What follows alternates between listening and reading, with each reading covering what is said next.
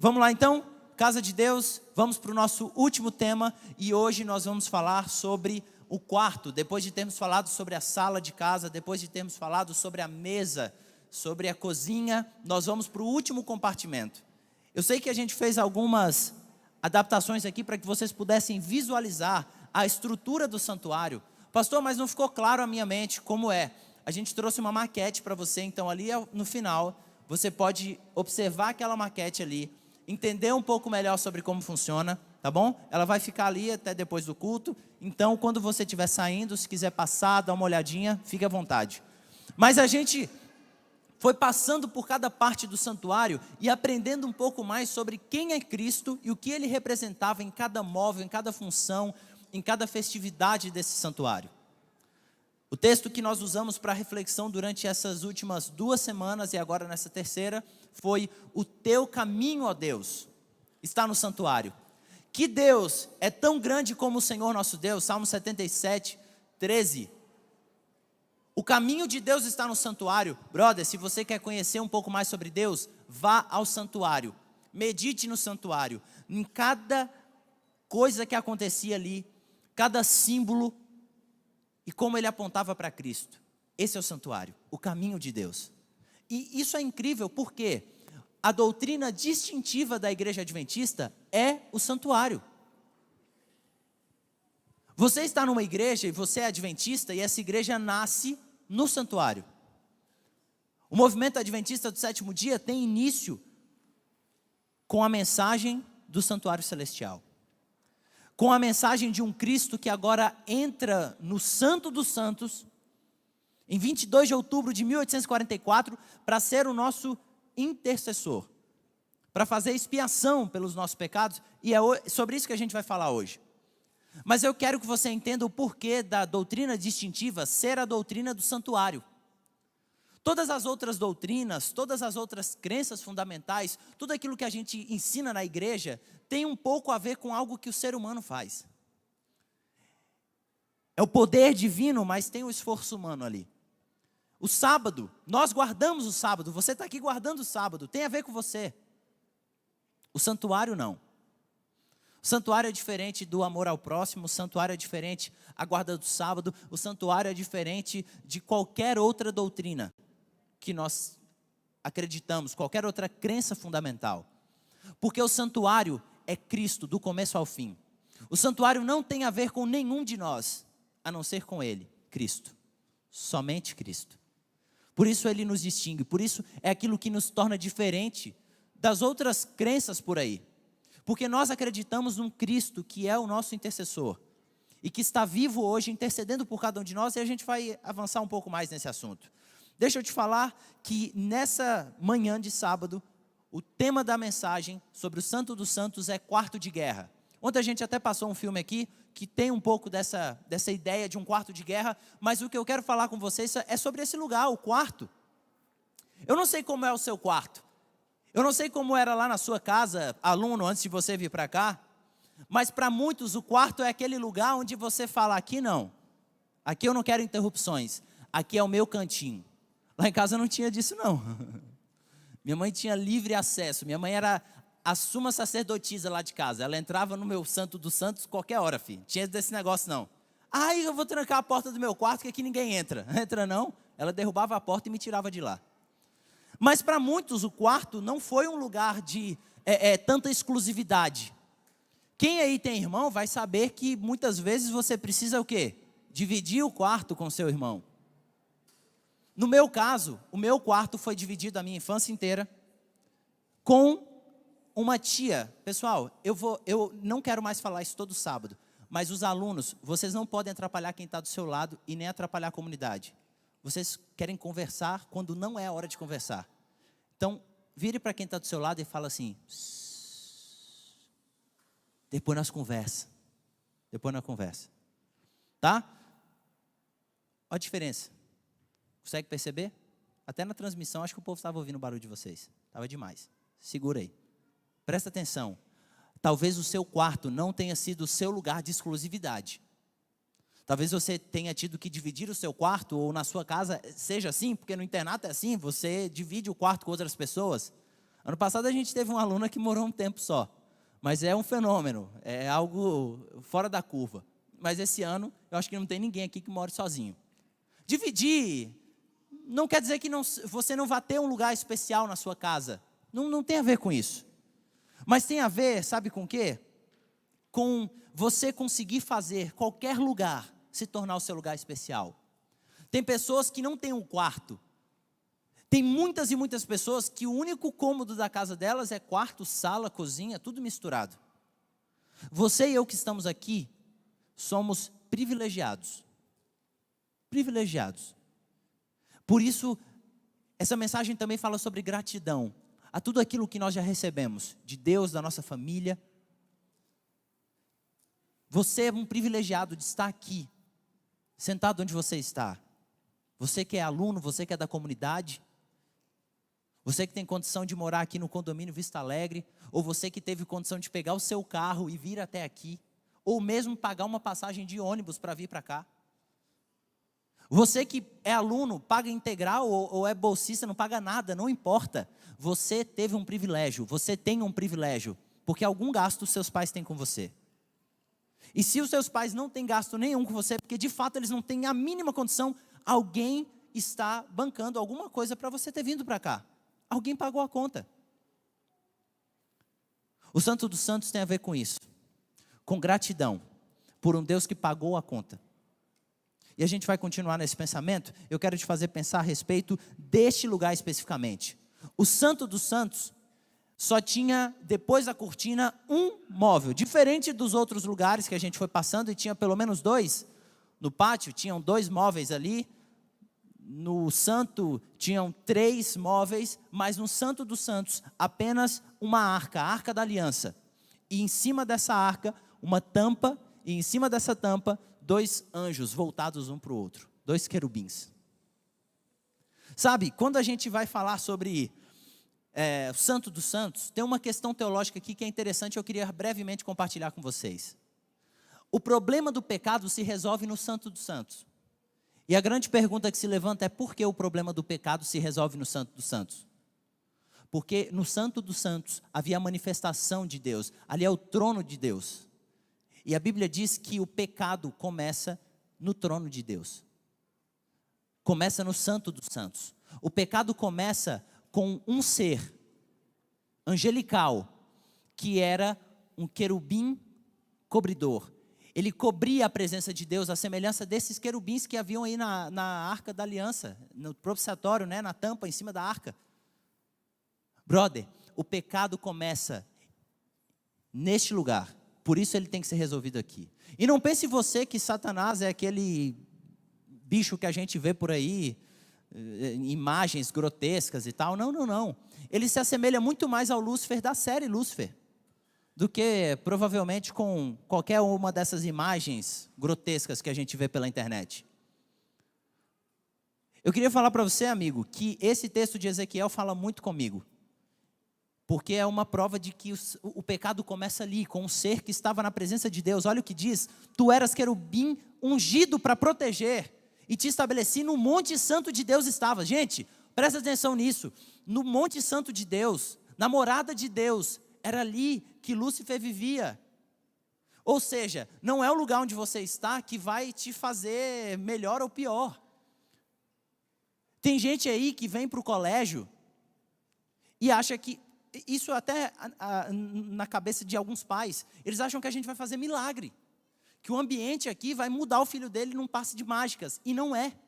Se você não se abrir, você pode estar no Monte Santo de Deus, no meio das pedras afogueadas andavas, perfeito era nos teus caminhos. Nenhum de nós é perfeito, Lúcifer era perfeito, desde o dia em que foste criado, até que se achou iniquidade em ti. Não é o lugar, não é como você nasceu, porque Lúcifer foi criado perfeito. Nós nascemos em natureza pecaminosa, ele não.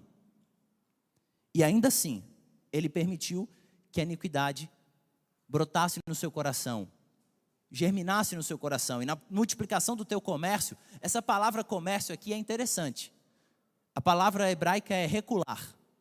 Ela aparece em outros lugares como mexerico. Sabe o que é isso? Fofoca.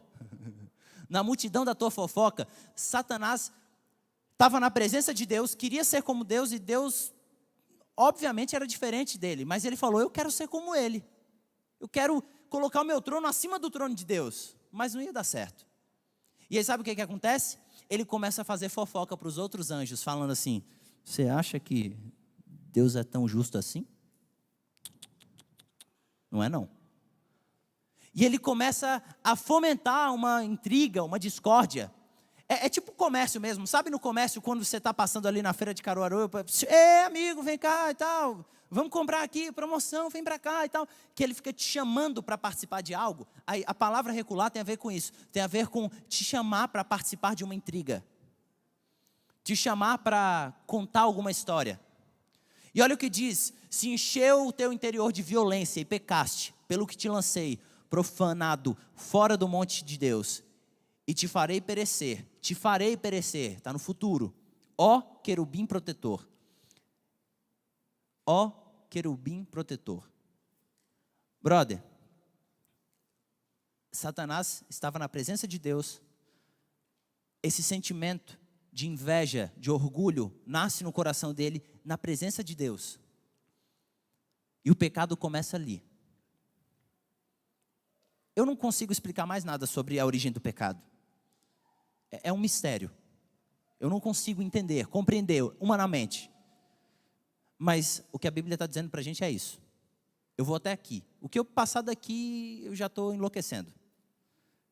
E o que acontece é que, na continuação dessa história, esse anjo que era o querubim teve que ser substituído, porque ele foi lançado para fora do céu, e a gente vai continuar na história aqui, mas eu só queria te lembrar isso, o pecado começa neste lugar, e é por isso que ele precisa ser resolvido lá, em última instância, no Santo dos Santos, na presença de Deus, no Monte Santo de Deus.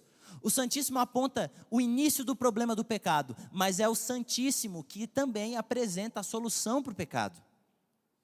Ele pode até apontar que o início foi ali, mas é ali também que o pecado vai ser resolvido. Ou melhor, foi resolvido por Cristo. Eu queria ler com vocês esse texto. Abra em Levítico. Nós vamos abrir em 2 capítulos de Levítico aqui, só para a gente ler um texto especial. Levítico 23. Enquanto você vai abrindo aí, Gênesis, Êxodo, Levítico, terceiro livro da Bíblia, eu vou te contextualizando de algo, tá bom? Para o pessoal da comunidade, isso aqui foi pregado para vocês não há muito tempo, na semana de oração no mês de agosto, pelo pastor Lucas, que foi o nosso convidado aqui. Para o pessoal da comunidade, ele falou sobre as 7 festas do povo de Israel. Eu só vou relembrar aqui que nesse capítulo 23 estão sendo contadas as festas do povo de Deus. Então, quando você abre o capítulo 23, ele começa falando sobre o sábado, mostrando que o sábado era o exemplo para todas as outras festas de como eles deveriam guardar. Deus, como é que a gente vai guardar a festa da Páscoa? Como se fosse um sábado. Deus, como é que a gente vai guardar a festa de Pentecostes? Como se fosse um sábado. O sábado é só um modelo. E a partir do versículo 3 começa a festa da Páscoa, pães asmos, primícias, Pentecostes. 4 festas, todas começando com P, todas no primeiro semestre, na primeira parte do ano. Aí depois você vai para o segundo semestre, onde acontece a quinta festa. A quinta festa é a festa das trombetas. E na verdade essa trombeta é isso aqui, ó. É um chofar. E havia um toque especial para o dia das trombetas. E sabe para que a festa das trombetas servia? Sabe para quê? Ela só servia para uma coisa. Só uma coisa. Sabe para quê? Anunciar o dia da expiação. A sexta festa era a mais tensa de todas. O dia em que o sumo sacerdote entrava no Santo dos Santos era o momento mais tenso do ano para o israelita. Porque não podia haver erros. Ellen White vai falar um pouco sobre isso na primeira Páscoa. Ela fala que quando o povo de Deus estava saindo do Egito, e Deus pede para que eles fizessem todo um ritual ali antes da saída, um ritual ali de libertação, ela fala que boa vontade não ia ser aceita não. Era tudo certinho mesmo. Não, Deus, mas eu esqueci de botar. Eu coloquei só no umbral aqui, mas não coloquei aqui. Falhou a memória. Ia morrer. Não tem boa vontade. Tinha que ser o certo. Era o que Deus pediu e ponto final. E quando a gente vai para esse dia, no Santo dos Santos, quando o sacerdote, o sumo sacerdote, entrava na presença de Deus, tudo tinha que ter dado exatamente igual ao que Deus pedia. Não dava para errar, não dava para vacilar nesse dia. E o capítulo 23 conta da quinta festa, que anunciava a chegada da sexta festa, o dia da expiação. E a gente vai ler aqui sobre o dia da expiação, o que diz o versículo 27 até o 32. Olha só o que diz. Mas, aos 10 dias do mês sétimo, será o dia da expiação. Tereis santa convocação, vai reunir todo o povo, e afligireis a vossa alma. Ei, é para você estar tenso, porque é importante o que vai acontecer. Trareis uma oferta queimada ao Senhor. Versículo 28. Neste mesmo dia nenhuma obra fareis, porque é dia de expiação, é igual ao sábado. Você não vai fazer nenhum trabalho. Você vai dedicar esse dia a Deus, para fazer expiação por vós perante o Senhor. Porque toda alma que neste dia se não afligir, será eliminada do povo. Quem nesse dia fizer alguma obra, eu os destruirei do meio do povo. Nenhuma obra fareis, é estatuto perpétuo pelas vossas gerações. O versículo 32 diz, é um sábado de descanso solene.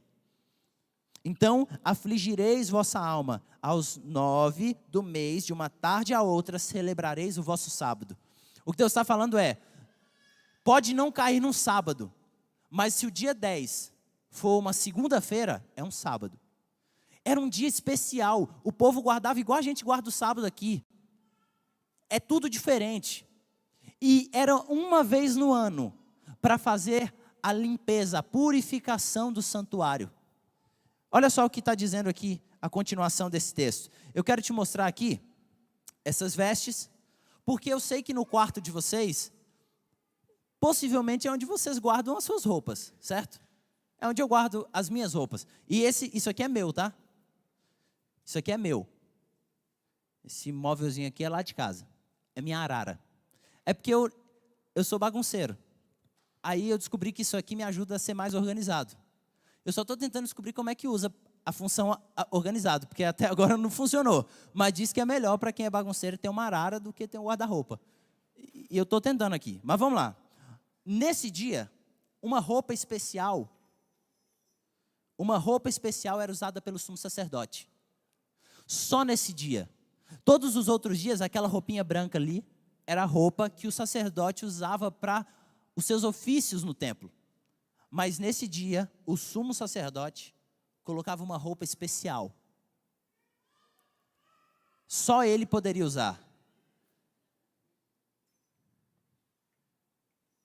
Essa aqui é a normal. Olha que bonitinha. Vocês dão risada, né? E aqui, que ele usava na cabeça também, para compor essa vestimenta especial para o Yom Kippur, o dia da expiação. Só ele podia usar. Só nesse dia ele podia usar.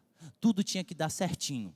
Tudo tinha que funcionar perfeitamente, como Deus havia pedido. Era um momento especial. E olha só o que a Bíblia vai mostrando para a gente, quando a gente vai pensando em roupas. Eu não sei, e eu queria fazer um paralelo aqui com vocês. Eu não sei qual é a roupa mais especial que você tem. Eu trouxe aqui algumas roupas especiais, tá? Para mim, talvez a roupa mais especial, justamente porque a semelhança da roupa do sumo sacerdote, eu só pude usar uma vez na vida. E talvez eu vou poder usá-la daqui a 25 anos, embora eu acho que não, daqui a 20 anos, né? Numa boda de, quanto que é de 25? É boda de prata. Obrigado, meu povo. Falta 20 anos ainda, 19 anos. A gente está ainda, não precisa decorar ainda não. Eu nem sei qual que é a boda que a gente fez esse ano, de 6 anos. Quem sabe? Né? A gente só vai decorando as mais tops. E talvez com 25 anos, se couber em mim ainda o terno, eu uso. Mas esse terno aqui, ó, é o terno do meu casamento. Esse aqui é especial. Fica guardado em casa. Já serviu para alguns colegas se casarem também. Eu já emprestei ele para, acho que 5 colegas meus se casarem. O último foi o pastor Augusto aqui de Caruaru. ele mandou fazer um terno, só que o terno dele ficou todo zoado. E aí chegou na semana do casamento, ele estava desesperado. Aí ele me ligou. Kevin, pelo amor de Deus, você casou desbravador, você tem o terno? Eu falei, tenho. Ele falou, então me empresta. Eu fui brincar de tentar colocar ele em mim. Não deu certo, não. Ficou pela metade. Mas olha só, essa é uma roupa especial, de um dia especial, que a gente guarda na memória até hoje. Não vou poder usá-lo pelos próximos 19 anos, talvez, porque está escrito no manual do desbravador que só se pode usar esse terno no dia do casamento. Nunca mais. Que coisa, né? Só um dia. Todo esse investimento. Só para contar uma curiosidade, o tecido desse terno aqui, alguém conhece Maringá, no norte do Paraná ali? Maringá tem a maior catedral da América Latina. A igreja católica lá dá para ver de vários lugares da cidade, e é uma igreja muito alta, é um cone gigante. E eu fui a uma loja de tecidos que ficava ao lado da catedral. E o vendedor, eu expliquei para ele o que eu precisava, tecido branco e tal. Aí ele falou, nossa, você não vai acreditar. Veio um tecido aí de não sei onde, eu nem lembro, mas é todo chique, importado, não sei das quantas, para fazer a batina, né, do padre. A batina do padre, da Catedral de Maringá. E sobrou um pedaço de tecido. Eu acho que dá para fazer o seu terno.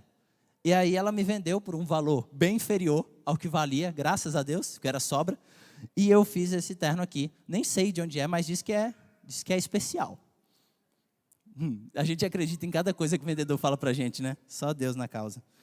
Mas no dia da expiação, do Yom Kippur, acontecia outra coisa muito especial que está num capítulo inteiro que fala sobre o dia da expiação, e a gente vai voltar nesse capítulo, o capítulo 16.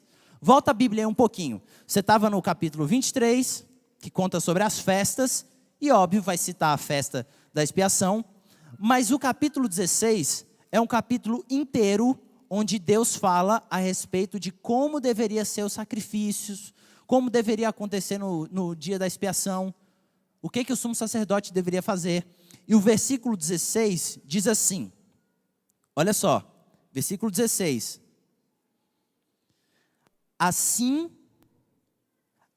fará expiação pelo santuário, por causa das impurezas dos filhos de Israel e das suas transgressões e de todos os seus pecados. Da mesma sorte fará pela tenda da congregação que está com eles no meio das impurezas. Olha só, amigo, deixa eu te explicar. Existe um conceito teológico que no santuário não ficavam os pecados, mas ficavam o registro dos pecados. E todos os dias, isso aqui é muito legal, se você prestar atenção nisso aqui, a sua concepção a respeito do juízo de Deus vai mudar por completo. Presta atenção nisso. Todos os dias, às 9 da manhã e às 3 da tarde, acontecia um sacrifício chamado sacrifício contínuo. Todo dia acontecia, todo dia, inclusive no dia da expiação. Todos os dias acontecia o sacrifício contínuo.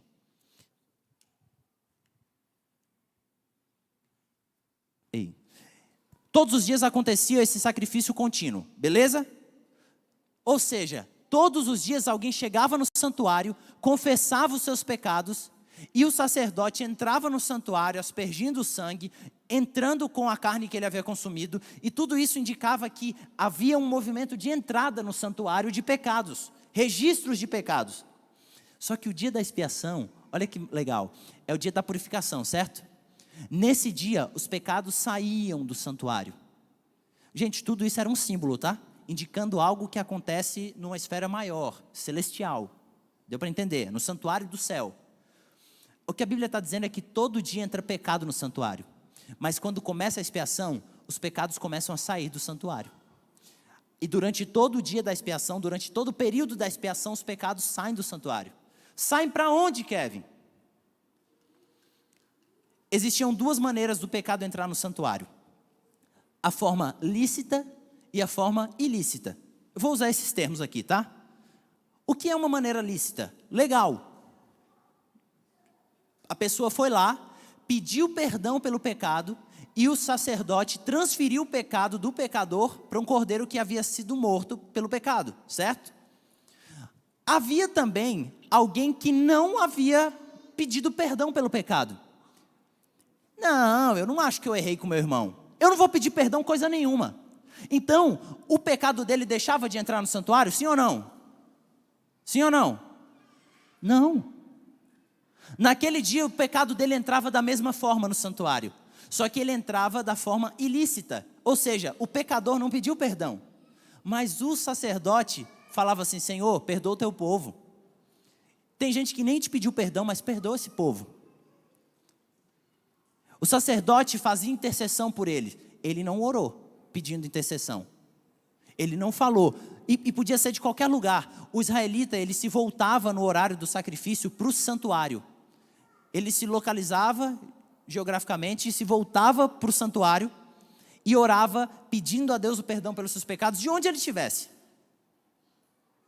Só que o cara que não pedia, o pecado dele entrava também.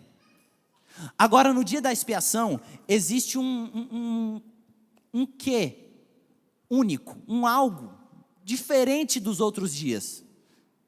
Esse algo são 2 bodezinhos. 2 bodes que entravam no santuário.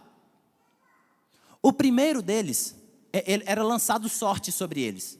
Olha só, olha a sorte do bode. O que ganhou, morre. Você quer essa sorte para você? Vamos brincar de empapar? Quem ganhar morre. Não quero essa brincadeira. Mas tinha todo um significado especial. O bode que era lançado a sorte sobre ele, era o bode que representaria Cristo. O bodezinho que entraria no santuário no dia da expiação para fazer toda essa purificação pelo santuário. E ao mesmo tempo tinha um outro bode que não morria. E tem gente que esbarra aqui. Aqui é onde a gente esbarra com a maior parte das outras igrejas. Porque as outras igrejas falam assim: como é que vocês estão colocando Satanás no meio da jogada? Você vai entender. Primeiro, a Bíblia diz que sem morte, sem derramamento de sangue, não há remissão de pecados. Então o outro bodezinho que perdeu, que é Azazel, que simbolizava o que Satanás, o que ia acontecer com Satanás no final dos tempos, né? O que vai acontecer com ele. Esse bode que representa Satanás, ele não é morto. Não há derramamento do sangue dele para intercessão pelos pecados. Primeiro ponto. A própria descrição do dia da expiação diz: havendo o sumo sacerdote terminado a intercessão, aí vem o segundo bode. Agora ele vai pegar esse bode e vai despejar os pecados sobre ele. Que pecados, Kevin? Os pecados que entraram de forma legal, lícita. Todo mundo que pediu perdão durante um ano inteiro pelos pecados, naquele dia, o originador do pecado, onde é que nasceu o pecado, vocês lembram? No santuário, no céu. Quem foi o primeiro ser a pecar? Satanás, Lúcifer. Sobre quem vai cair a responsabilidade pelo pecado? Quem vai ser destruído pelo pecado? Tem um lago de fogo e enxofre preparado para quem? Para ele. O que o dia da expiação está mostrando para a gente com o bode Azazel, é que a responsabilidade, a culpa, o termo Azazel em hebraico tem a ver com carrinho de mão. Sabe quando você está fazendo uma obra e todo aquele entulho você pega, coloca no carrinho de mão e vai em direção a um aterro ali para poder despejar aquilo? Uma caçamba de lixo, joga ali? É isso que ele está falando. Toda a culpa pelos pecados, desses registros de pecados, de quem pediu perdão para Deus, vai tudo sobre você. Beleza? Deu para entender? Forma lícita. Quer vir quem não pede perdão a Deus? E o sacerdote estava lá todo dia querendo fazer a expiação por esses pecados. No dia da expiação, o nome da pessoa passou ali, ela não pediu perdão, o pecado não vai para Satanás. Você não pediu um intercessor. O pecado voltava para o pecador. E ele seria responsabilizado por isso. Por isso que a Bíblia diz que muitas pessoas vão ser queimadas juntas num lago de fogo e enxofre, que é para Satanás e seus anjos. Porque nunca pediram perdão a Deus pelos seus pecados. Porque não abandonaram a vida de pecados e aceitaram a intercessão de Cristo. E quando a gente prossegue nesse pensamento, eu vou mostrar para vocês uma outra peça de roupa que me marcou bastante. Me marca até hoje. A Evelyn já tentou jogar essa roupa fora inúmeras vezes. Mas eu falo assim: minha filha, se você jogar essa roupa fora, vai dar vocês estão com medo de Terceira Guerra Mundial por causa disso? Experimenta jogar fora, moça. Experimenta para você ver. Eu dou um vacilo, ela coloca para doação. E eu falo, minha filha, você não entendeu que essa camisa é importante para mim? E eu vou contar essa história para vocês, para você me ajudar a convencer a Evelyn de que essa camisa é digna de estar no meu guarda-roupa, na minha arara, no meu quarto. Olha só o que a Bíblia está dizendo. O que a Bíblia está dizendo, não. A gente vai ver o que a Bíblia vai dizer depois. Essa é a minha história mesmo. Eu tinha um tênis desse modelo, da Umbro. E eu sempre fui de ter várias chuteiras. Eu não gasto dinheiro com nada. E eu nunca fui de ter muito dinheiro. Minha família era simples. A gente tinha o básico. Mas eu comecei a entender que se eu não comprasse minha chuteira, minha mãe não ia comprar para mim, não. Então eu trabalhava, juntava um dinheirinho e eu comprava tudo de coisa para jogar bola. Até eu virar crente, eu só gastava dinheiro com coisa de jogar bola. E eu comprei uma chuteira dessas. Só que quando eu vi que ela já não estava mais aguentando o ritmo de jogar bola todo dia, eu comprei uma segunda. E um amigo meu, um grande amigo meu, que quando eu era pequeno, ele me levava para a escola. Ele é mais velho que eu há alguns anos. Ele me levava para a escola, quando eu estava no pré. No ano mais difícil da minha vida, no ano da separação dos meus pais, a gente foi morar numa outra cidade. Eu não tenho quase nenhuma lembrança desse ano, porque foi um ano difícil, minha memória foi apagada por completo desse período que eu fiquei ali. Eu lembro de pouquíssimos flashes, e um flash que eu tenho muito vivo é dele me levando para a escola. Então é uma pessoa que eu tinha um carinho muito grande por ele. O apelido dele, infelizmente, é da coisa que eu tenho mais asco, mais nojo na vida, que chama Barata. E o apelido dele é Baratinha. E o Baratinha estava com um tênis que ele já estava conversando na hora de jogar bola. A chuteira dele já estava toda aberta. Eu olhei para ele assim, falei, cara, eu tinha levado as duas, ó, para ver qual que ia ser melhor para jogar naquele dia. Aí eu olhei assim, eu tenho duas, ele tem meia, só a meia mesmo, pro lado de fora. Aí eu falei, ei, vê se cabe aí. Aí ele jogou e tal, gostou, cara, boa demais e tal. Eu falei, pode ficar para você, mano. Ele, cara, você é louco e tal, não sei o quê. Ele quase chorou. E ele era uns 4 anos mais velho que eu. Aí eu me lembro que passou um tempo e a gente ia sempre para jogar bola, a gente passava por essa loja. Eu arrumei uma foto da fachada antiga, Esporte Total. Eu lembro até hoje da música. Esporte Total é a sua loja para o esporte ou para o lazer. Esporte Total tem todo o esporte para competir ou para vencer. Aí vinha as propagandinhas, tal, portanto, isso aqui, desconto aqui. Aí terminava com Esporte Total. Quem é da minha cidade está assistindo, minha mãe vai lembrar, obviamente, da música. Minha mãe não perde um sermão, ela vai saber. A gente passava por ali, e isso foi por volta do ano ali de 2005, 2006, eu não sei se vocês se lembram, mas nessa época tinha um jogador que ele estava encantando o mundo. O Harrison de vez em quando bota uns vídeos lá dos melhores momentos, os gols e dribles do Ronaldinho Gaúcho, e ele fala, cara, esse cara, ele é absurdo. E o que o Ronaldinho Gaúcho fez na temporada 2005, 2006 no Barcelona, era incrível. E eu sempre passava e ficava namorando com uma camisa que estava lá na porta. E essa camisa, ela chamava atenção, obviamente. E o meu amigo um dia, chegou e me entregou ela dobradinha, para presente. E ele falou assim, Kevin, presente para você.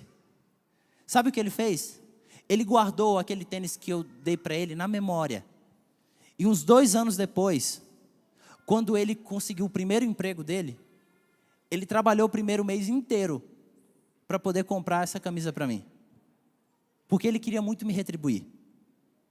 Cara, e assim, até hoje quando eu olho para essa camisa, não tem como eu não me emocionar. Porque é sobre gratidão. E eu guardo ela com carinho. É do homem, é do bruxo, Ronaldinho Gaúcho. É uma cor chamativa? Dá para eu andar com ela na rua todo dia? Não dá. Mas eu guardo no coração. Aí, tá vendo? Tá sabendo da história agora. Agora vocês vão deixar ela jogar fora? Não, né, gente? É justo eu querer que essa camisa fique no meu guarda-roupa? É. Último texto que eu quero ler com vocês é esse texto aqui. Levítico 16, verso 5. A gente leu o 6 em diante, mas eu quero ler o 5 com você. Só para a gente parar para prestar atenção num detalhe. Olha só. Levítico 16, verso 5. Diz assim: da congregação dos filhos de Israel tomará 2 bodes para a oferta pelo pecado e um carneiro para o holocausto. 2 bodes e um carneiro. Presta atenção nisso aqui. No dia da expiação, o sacrifício contínuo não parava. Porque nós adventistas acreditamos que a partir de 22 de outubro de 1844, começou o juízo investigativo no céu. Não se preocupe, seu nome não está sendo passado lá. Lá estão sendo passados os nomes das pessoas que já tiveram sua vida selada. Pessoas que já morreram. Todos os salvos estão sendo julgados, desde Abel em diante. Não sei onde é que está, mas fica tranquilo, tá? Ainda há oportunidade para você. Você não foi condenado ou salvo para sempre ainda. Calma. Agora preste atenção numa coisa. Durante a expiação já começou no céu. Ainda assim, há um intercessor trabalhando por nós. Jesus tem como se fosse 2 empregos. Jesus tem 2 funções. Ao mesmo tempo que ele é o nosso sumo sacerdote, ele ainda está ali no santo, igual a gente falou na semana passada, intercedendo por nós. Fazendo esse papel de nosso resgatador, daquele que vai nos colocar na presença de Deus e falar: Senhor, perdoa esse meu filho, perdoa esse seu filho porque ele é um miserável pecador, ele precisa da tua graça. Tenha misericórdia dele. Intercessão, expiação acontecendo, intercessão acontecendo. Está vendo? No mesmo dia, era para levar o cordeirinho, era para levar o carneirinho, era para levar o bode, era para continuar os sacrifícios normais. E os 2 bodes... Não se preocupe, mas Kevin, como é que o bode é Satanás e o bode é Jesus também?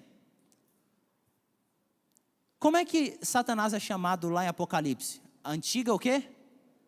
Serpente. Deus não falou para erguer uma serpente no deserto que representava ele? E aí, a serpente é Satanás ou Jesus? E aí? Ah, mas Satanás está como um leão, querendo... Tá, mas a Bíblia não diz que Jesus é o leão da tribo de Judá? E aí? Símbolos são símbolos, tá? Uma coisa é uma coisa, e outra coisa, e uma coisa é outra coisa também. É tudo junto. Depende da ocasião. Um bode representava Cristo porque morria pelos nossos pecados. O outro representava Satanás porque ia para o deserto. Símbolos, significados. Esse ritual, ele é muito denso, mas ao mesmo tempo ele é simples. Por que é simples? Jesus nos salva, a culpa dos pecados vai para Satanás, e aqueles que não pediram perdão,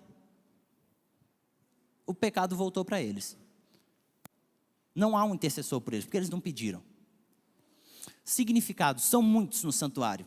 Mas eu quero terminar essa mensagem contando para você uma história que eu relutei muito em contar. Relutei muito, porque ela mexe muito comigo. E eu sou chorão de todo jeito. Mas eu estou me concentrando para não chorar. Eu já vou te adiantar, semana passada a gente trouxe a mãe de uma aluna aqui, ninguém vai entrar por essa porta, não espere isso, tá? Fica tranquilo aí, fica suave, não vai entrar, prometo para vocês. Entrar sim, vai entrar gente, né? Mas não para vir aqui à frente. Aí entra o Daniel ali agora. Aí fala: você falou que não ia entrar ninguém, ele entrou. Não é sobre isso que eu estou falando. Presta atenção nisso. Existem coisas que têm mais de um significado para a gente. Meu primeiro emprego assim, legal mesmo, foi nesse lugar. E olha como é que um jaleco traz tanto significado. Esse aqui é um jaleco da educação adventista.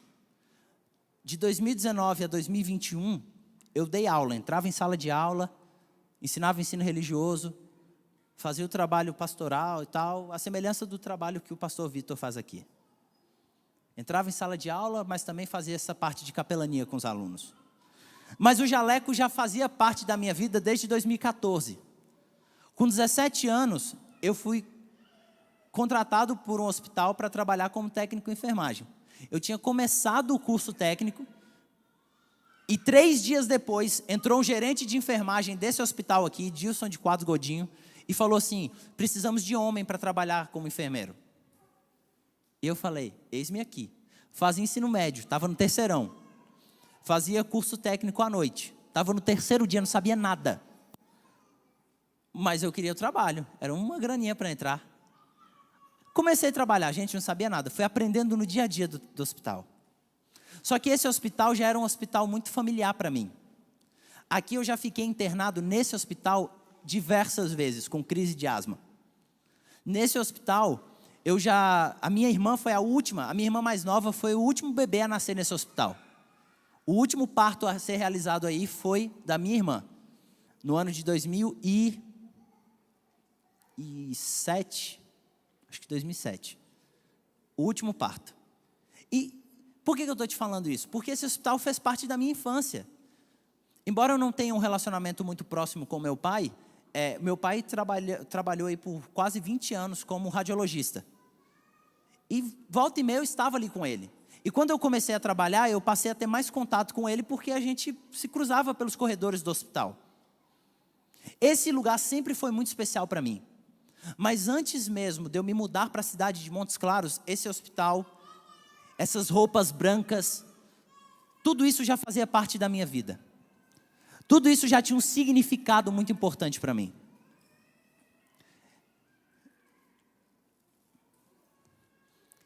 Esse aqui é meu aniversário de 3 anos. E talvez você esteja olhando e falando assim, Kevin, que raio de máscara é essa na sua cara?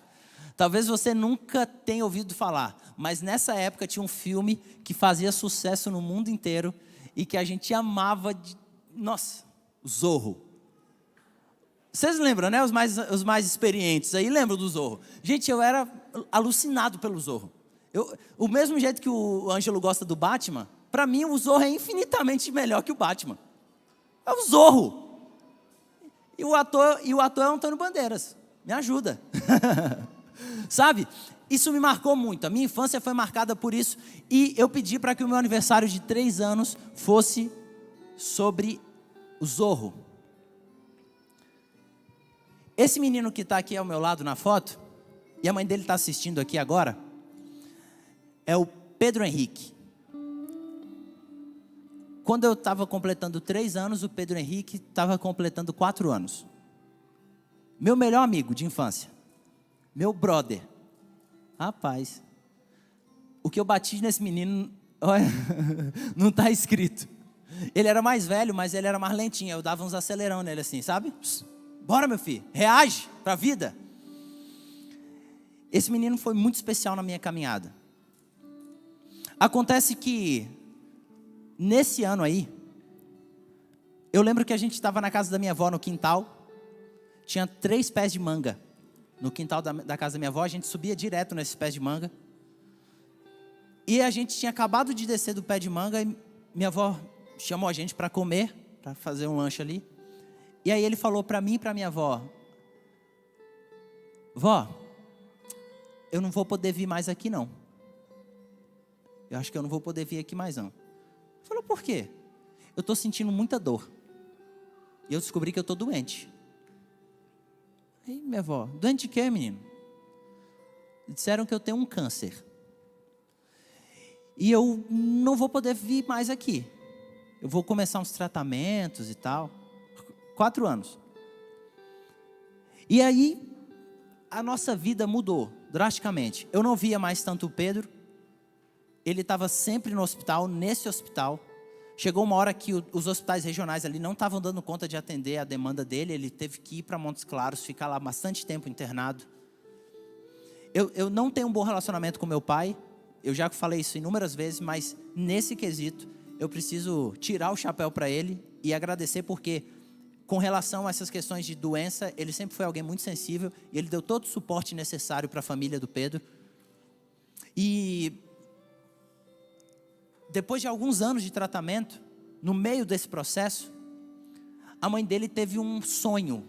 Ela disse que não sabe se foi um sonho, se foi uma visão, mas Deus revelou algo para ela. Ela estava num bosque segurando a mão do Pedro e tinham muitas árvores.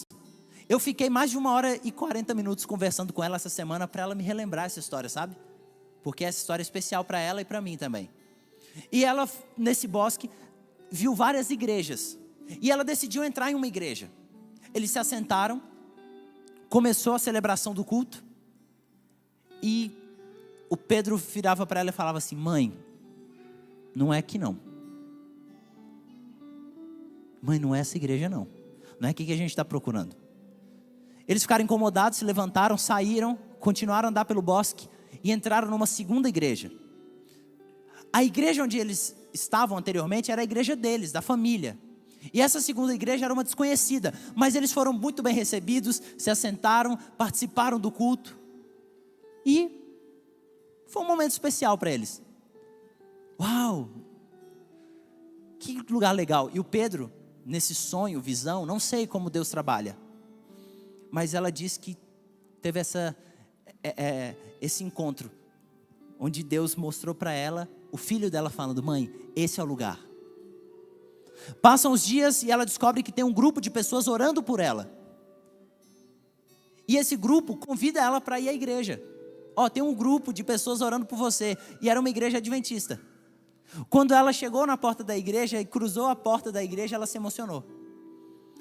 Porque veio todo aquele filme na mente dela e era exatamente a igreja desse sonho, visão que ela teve.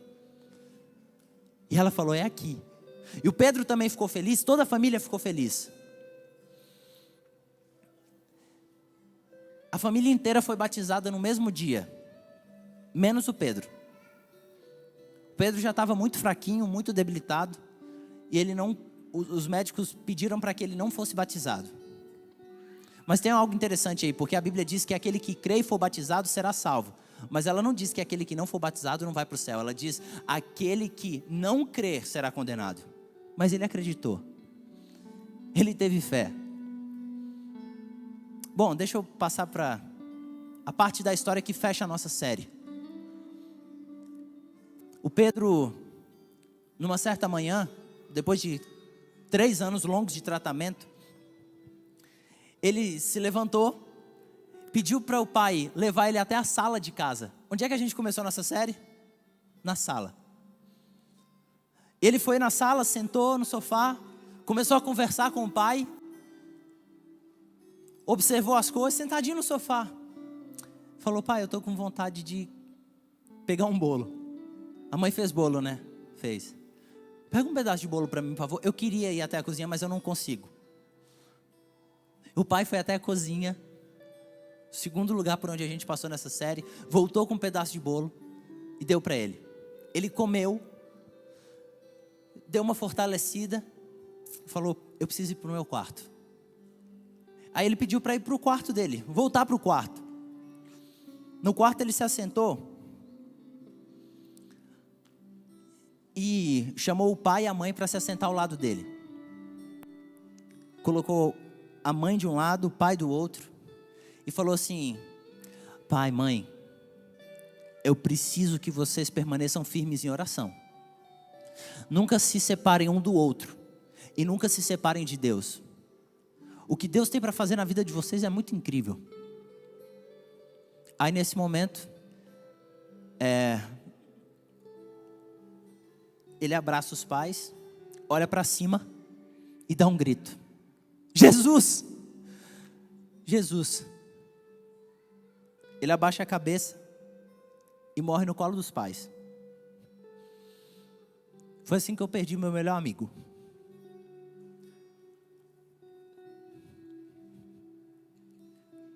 Eu lembro de cada minuto. Cada minuto no velório dele. Eu era molequinho. Eu não entendia nada que estava acontecendo ali.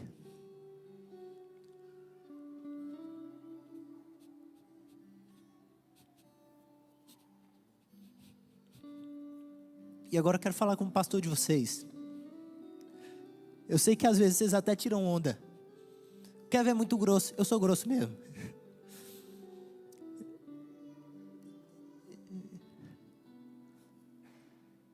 Eu comecei a apanhar muito cedo. E esses baques, a gente é pecador, a gente é falho. Isso vai moldando a gente. Mas eu quis abrir essa história para vocês, que eu nunca contei em lugar nenhum. Porque eu sei que naquele lugar, naquele quarto, onde o meu melhor amigo viu Jesus chamando ele, o seu quarto também pode se tornar esse lugar. O seu lugar secreto com Deus. O lugar onde Deus vai transformar a história da sua vida. Eu sou incapaz de me levantar e correr tanto igual eu corro a semana inteira para a gente poder fazer isso aqui acontecer. Se eu não acreditasse, eu seria incapaz se eu não acreditasse naquilo que eu estou falando para vocês. Deus tem algo grandioso para fazer na vida de vocês. E você não pode trocar isso, esse seu momento com Deus, por qualquer outra coisa que o mundo está querendo te oferecer. Brother, você precisa abandonar uma série. Você precisa abandonar um estilo musical. Você precisa abandonar suas roupas. Você precisa abandonar suas joias. Você precisa abandonar o quê? Eu não sei, mas você precisa abandonar tudo aquilo que te afasta de Deus. Toda a vaidade, todo o orgulho. E quando você estiver no seu secreto com Deus, no seu lugarzinho ali, no seu cantinho com Ele, lembre-se de que você é um privilegiado por poder falar com o ser mais poderoso do universo. E talvez você nunca vá ter a experiência que você quer, sabe? De ver Deus face a face. Até que Ele volte. Como meu amigo teve a oportunidade de ver. Mas talvez você só precise saber que Deus olha você. Que Ele está ao seu lado em cada oração, cada súplica, cada clamor. E Ele te trouxe aqui nesse lugar para te lembrar disso. O meu amigo não pôde ser batizado, porque ele estava doente, e esse era o maior sonho da vida dele. Sabe como é que era o sábado de manhã? No sábado de manhã a mãe dele pegava um colchãozinho, levava para a igreja um colchãozinho, colocava no primeiro banco e ele se deitava porque ele queria ir para a igreja. Até a última semana em que ele pôde ficar fora do hospital, ele estava na igreja todo culto, no primeiro banco, deitado num colchãozinho, à base de remédios muito fortes, porque esse tumor que começou pequeno, já havia entrado em metástase e tomado conta do corpo dele inteiro. Quantas vezes a gente está em melhores condições e se recusa a vir para a casa de Deus, por preguiça, por indisposição, vem para cá para poder fazer qualquer outra coisa, menos adorar a Deus. E aí eu vejo uma criança de 7 anos, com câncer, em estado terminal, querendo vir para a casa de Deus, adorá-lo com todo o seu ser.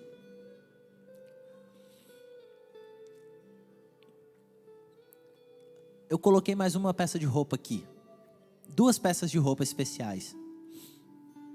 Uma que simboliza tudo que a gente vai acompanhar aqui agora. Um roupão de batismo. Uma beca batismal. Mas aqui no IAPE a gente tem um costume de realizar os batismos com a camisa do colégio. Nos nossos eventos. E com essa camisa aqui eu batizei minha primeira ovelhinha. Cadê o Gabriel? O Gabriel tá por aí? Gabrielzão lá, que é miúda criança. Pensei que não fosse cabelo no tanque na hora de dobrar. Mas deu certo. Isso aqui eu vou guardar com muito carinho, sempre. Eu sou assim, eu gosto desses símbolos, eu gosto de guardar essas coisas. Mas eu gostaria que você guardasse na sua mente, no seu coração, a cena que nós vamos presenciar nesse instante. Eu queria convidar aqui a aluna Ana Carolina. Vem para cá. A Ana Carolina agora vai passar pelo momento mais especial da sua vida. Uma salva de palmas para ela, pode bater palma.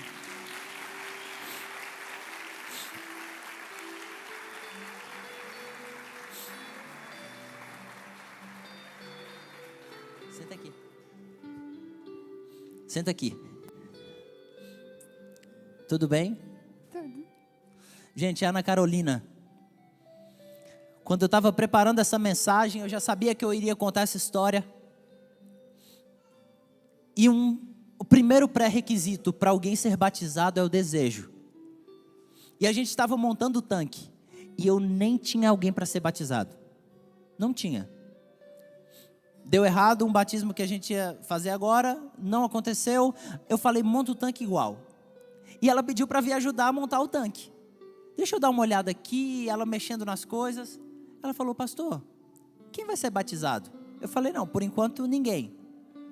Ela falou, eu quero ser batizada. Se o primeiro pré-requisito para o batismo é a pessoa querer, esse é o seu desejo? Ser batizada em nome do Pai, do Filho e do Espírito Santo? Sim. Ana Carolina, você aceita Jesus como seu suficiente Salvador, o sumo sacerdote que entrou no Santo dos Santos para poder fazer expiação pelos seus pecados, para te dar uma nova vida, um recomeço? Sim. E você aceita fazer parte dessa família de fé da Igreja Adventista do Sétimo Dia? E saiba, você vai ser Adventista do Sétimo Dia em qualquer lugar do mundo. Você vai estar cadastrada ali, registrada como um membro da Igreja Adventista. E onde você for, você pode dizer, eu sou uma Adventista do Sétimo Dia. Você pode frequentar qualquer igreja em qualquer lugar do mundo, e você vai ser uma Adventista. Você quer fazer parte dessa família? Sim. Sim. Então nesse momento, eu vou me preparar, entrar no tanque com a Ana Carolina para batizá-la. Eu vou convidar aqui os amigos, não precisa se levantar agora, tá? Ela já combinou com alguns amigos para ficar ali à frente com ela. Tem o pessoal da família ali também, pode vir para cá juntinho. E, enquanto isso, o Gustavo vai louvar ao Senhor com uma canção que te convida a viver momentos únicos ao lado de Deus. Eu não sei o que tem te afastado da presença dEle. Eu não sei o que você precisa abandonar. Eu não sei quais são as suas lutas. Eu sei das minhas, e elas são grandes. Mas nesse momento, enquanto a gente celebra a vida, a nova vida da Ana Carolina, Deus quer te dar uma oportunidade, através disso que você já participou da Santa Ceia, mas através da sua entrega racional, dizendo, Senhor, eu preciso de uma nova vida. Você vai ter essa oportunidade, e eu vou te convidar a se colocar em pé durante essa canção, se você quiser dizer para o Senhor, Senhor, eu preciso de uma nova vida em Ti. Enquanto isso a gente vai para o tanque, para que eu possa batizar a Ana Carolina.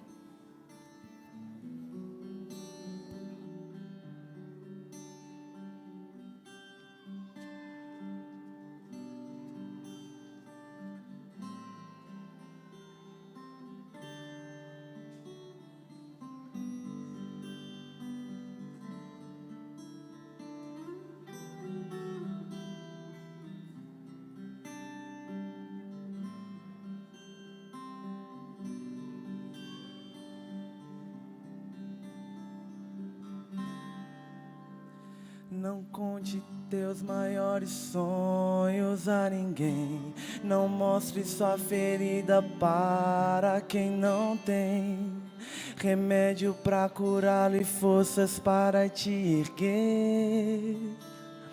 Não, não, não, não. Não se lamente para quem quer ver tua dor. Não mostre sua fraqueza aos inimigos seus. Mostre só pra Deus. Não chore para quem não sabe decifrar a lágrima de sofrimento em teu olhar. Existe um lugar que é próprio para isso. É você e Deus, é no altar. Quando contei os meus sonhos para alguém, me disseram são grandes demais pra você. Quando falei onde queria chegar, me disseram pare por aqui, não vá além. Mas com Deus foi bem diferente. Ele me disse vai em frente, eu contigo estou. Quando eu senti medo de seguir, disse prossiga, eu te fiz pra ser um vencedor. Desde então eu nunca mais me limitei. Guardei no coração as palavras de Deus. Descobri que os planos dele para mim são muito maiores que os meus. Eu vou chorar pra Deus, vou contar tudo pra Deus. Vou fechar a porta do meu quarto e ficar a sós com Deus, só Ele e eu. Eu vou mostrar pra Deus todos os sonhos meus. Tudo em seu altar eu entregarei.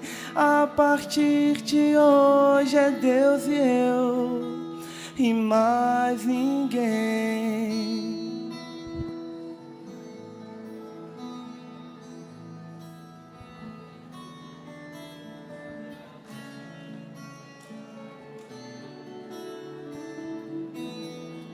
Eu vou chorar pra Deus, vou contar tudo pra Deus. Vou fechar a porta do meu quarto e ficar a sós com Deus, só Ele e eu.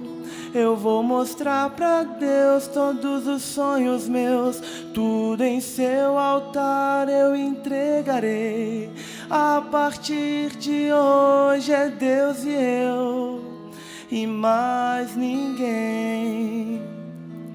A partir de hoje é Deus e eu, e mais ninguém.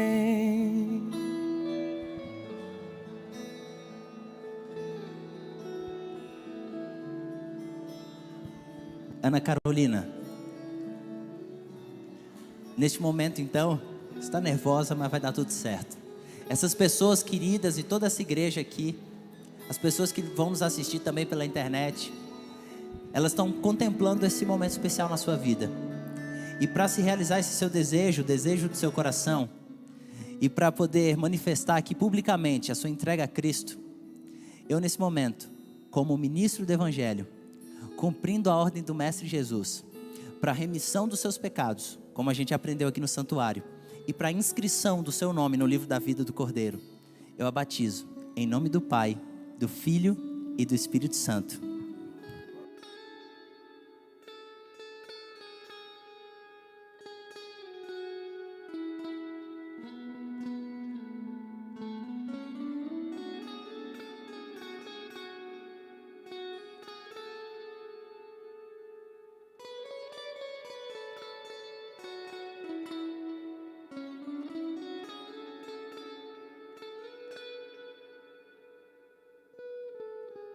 Amém. Esse é um momento especial. Eu sei que tem muitos outros alunos que estão se preparando. Eu queria falar aqui junto com a Débora, Prepa Débora. Ela tem dado vários estudos bíblicos aqui no residencial. E junto com a Prepa Camila também, nós vamos fazer uma classe bíblica especial para essas pessoas que estão se preparando. Porque é muita gente, a gente não vai ter espaço na semana para atender todo mundo. Mas eu queria que mais pessoas aqui tivessem essa oportunidade de vivenciar uma nova vida com Cristo. Esse pode ser o recomeço, o início de uma nova história com você, para você, ao lado de Deus. Eu quero orar com você, igreja, e que você possa ter um ótimo sábado, desfrutando da presença do Eterno. E saiba que esse Deus que entrou um dia no Santo dos Santos, muito em breve voltará para nos buscar, para acabar com toda doença, como essa que nós enfrentamos há 2 anos, para acabar com todas as guerras como essa que nós temos visto na televisão, nas redes sociais, toda discórdia, toda mentira, todo pecado. Este momento está próximo e nós todos aqui vamos participar dele. Eu quero orar contigo, feche seus olhos. Santo Deus, obrigado pela decisão da Ana Carolina, obrigado pelos amigos, familiares que estão aqui presentes, e obrigado também pela vida da tua igreja. Eu sei que nós temos muitos sonhos e planos ainda a realizar nessa terra, mas o maior plano, a maior necessidade que nós temos é de uma nova vida em Ti. Então nos abençoe, nos conduza nessa caminhada, nessa jornada rumo ao céu. Obrigado pela vida do meu amigo Pedro Henrique, que representa tantos outros que nós amamos e que infelizmente nos deixaram por causa da morte. Que o Senhor nos prepare para o grande dia do reencontro com o Senhor nas nuvens dos céus. Esse é o nosso desejo, essa é a nossa oração nesse instante, em nome e por amor de Jesus, nosso Senhor e Salvador. Amém, Senhor. Amém.